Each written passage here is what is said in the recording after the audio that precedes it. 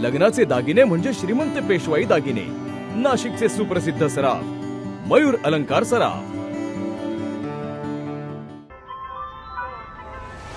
ताज्या बातम्यांसाठी नाशिक न्यूजच्या YouTube चॅनलला सबस्क्राईब करा आणि बेल आयकॉनला प्रेस करा।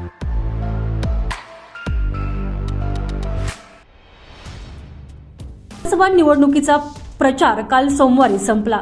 त्यानंतर रात्री 9 वाजेच्या सुमारास नाशिक पूर्व मतदारसंघातील पंचवटीतील काट्या मारुती चौकात भाजप उमेदवार राहुल ढिकले यांच्या समर्थकांनी राष्ट्रवादी शरद पवार गटाचे उमेदवार गणेश गीते यांच्या समर्थकांकडून पैसे वाटप होत असल्याचा संशय व्यक्त केला। यावरून दोनही गटात वाद उद्भवला। त्याचवेळी भद्रकालीतील सराईत गुन्हेगारांनी त्या ठिकाणी येऊन दमदाटी आणि मारहाण केल्याचा आरोप राहुल ढिकले समर्थकांकडून करण्यात आलेला आहे। मात्र असं काहीही घडलेलं नसून सत्ताधाऱ्याकडून दहशत पसरवली जात असल्याचा आरोप गणेश गीते यांनी माध्यमांशी बोलताना केलेला आहे। नाही, माझ्या कार्यकर्त्यांमध्ये आणि भाजपच्या कार्यकर्त्यांमध्ये वाद झाला, काय झालं ते मला काही माहीत नाही। मी नाशिक रोडला बूथची रचना करत होतो आणि त्या ठिकाणी माझे काही कार्यकर्ते स्लिपा वाटायला गेले होते, पण मी नॅशनल न्यूजच्या चॅनलला बघितलं का पंचवटीत भोगे साहेबांच्या घराजवळ असं झालं।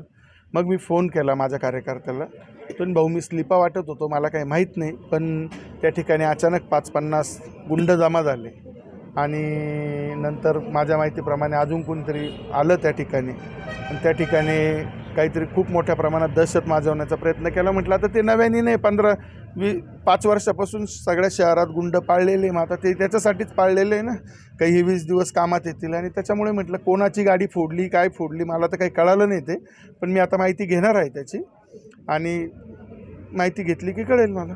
पैसे देणं, पैसे वाट जे शहर रामाच्या नावाने प्रसिद्ध आहे, आज तिथं असले धंदे करता हे काही फार उचित नाही आहे। त्यामुळे आता त्यांनी त्यांचा शहरात सर्व मतदारसंघात माहिती, कारण 5 वर्ष विकास केला असता तर ही वेळ आली नसती, विकास न केल्यामुळे ही वेळ आली।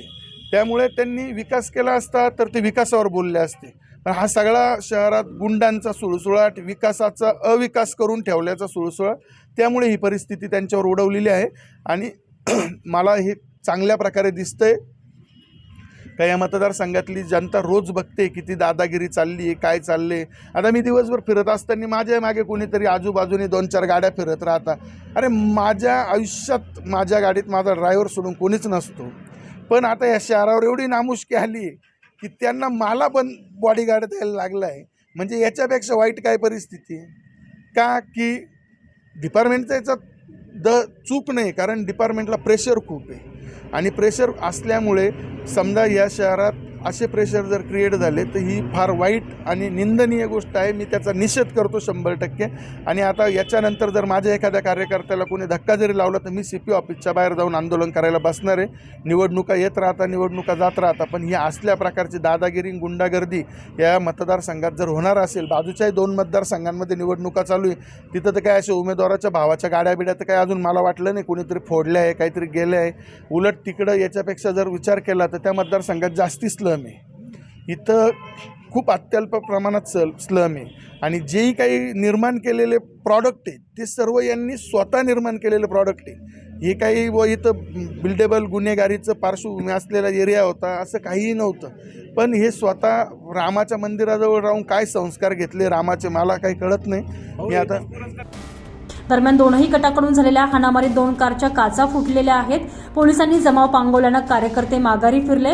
मात्र पंचवटी परिसरात रात्रभर यामुळे तणाव निर्माण झालेला होता।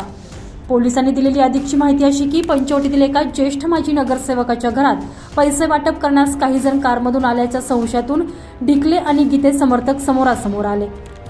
त्यामुळे पंचवटीत वादाला तोंड फुटलं। ही बाब एका उमेदवाराला समजताच त्यानं या घरात घुसून एका तरुणाला मारहाण केल्याचा आरोप या माजी नगरसेवकानं केलेला आहे।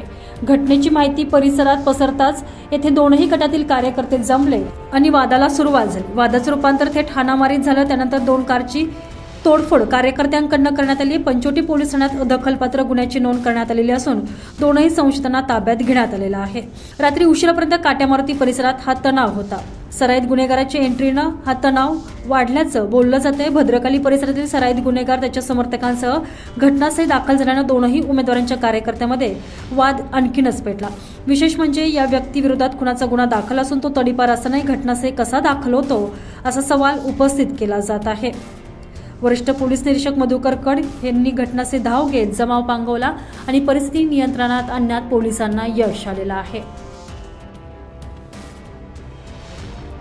संजय परमार, नाशिक न्यूज, नाशिक.